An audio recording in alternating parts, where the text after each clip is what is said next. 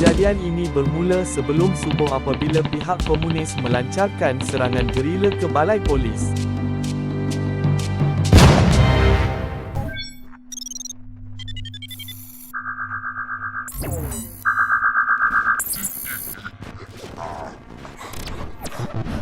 Peristiwa serangan Bukit Kepong ialah kejadian serangan komunis ke atas balai polis Bukit Kepong oleh sekumpulan 180 orang komunis bermula sekitar jam 5 pagi, pada 23 Februari 1950. Kejadian ini bermula sebelum subuh apabila pihak komunis melancarkan serangan gerila ke balai polis.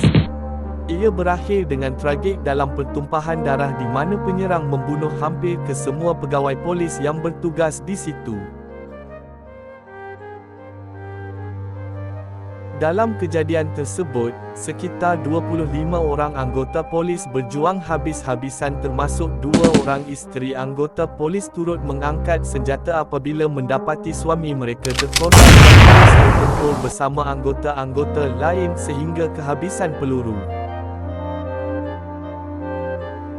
Menurut kandungan buku, Memoir Abdullah Sidi, dan Dialogues with Chin Peng, New Light on the Malayan Communist Party by C.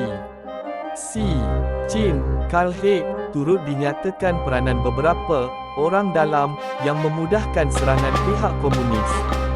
Kejadian ini telah meragut nyawa 19 orang anggota polis dan sejumlah 40 tentera komunis.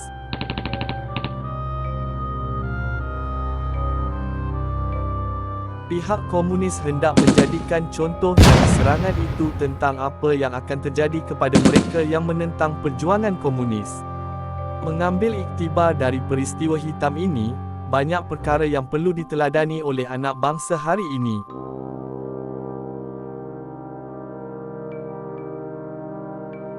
Semangat juang yang tinggi, biarpun dikepung oleh 180 orang musuh, berbanding anggota yang sedikit, pasukan polis terus membalas serangan.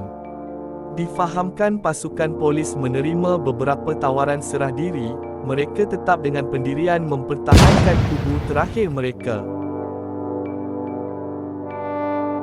Anggota polis juga menyusun strategi agar peluru mereka mampu bertahan lebih lama sehingga bantuan tiba.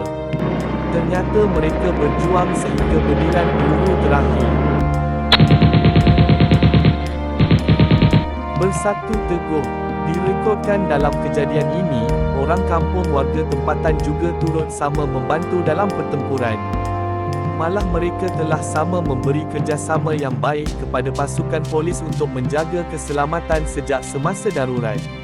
Kesatuan mereka sebenarnya pernah menggerunkan pihak komunis, hanya sehingga berlakunya pengkhianatan dari dalam.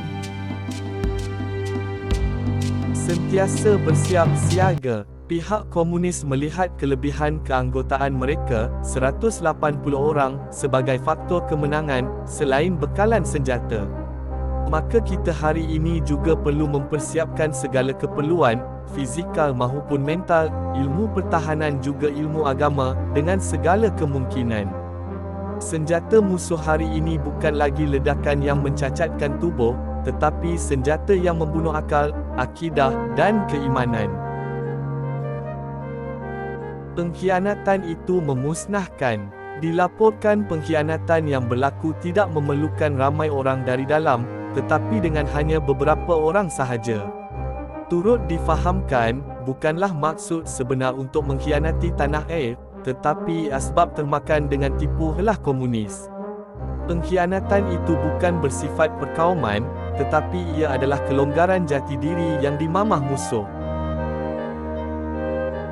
Kekejaman komunis, seperti direkodkan juga, ada keluarga anggota polis, isteri dan anak anggota yang dicampak dalam api hidup-hidup biarpun komunis telah selesai menawan balai polis, malah serangan telah berhenti.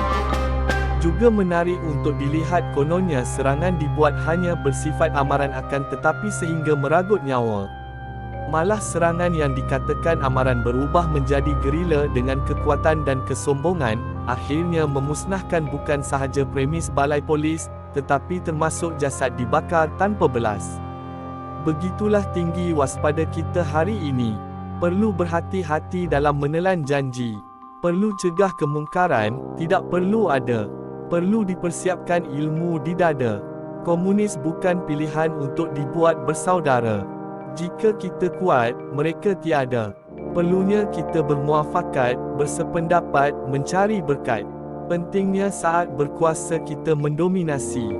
Agar haba tidak menjadi bara, api tidak mampu menyala.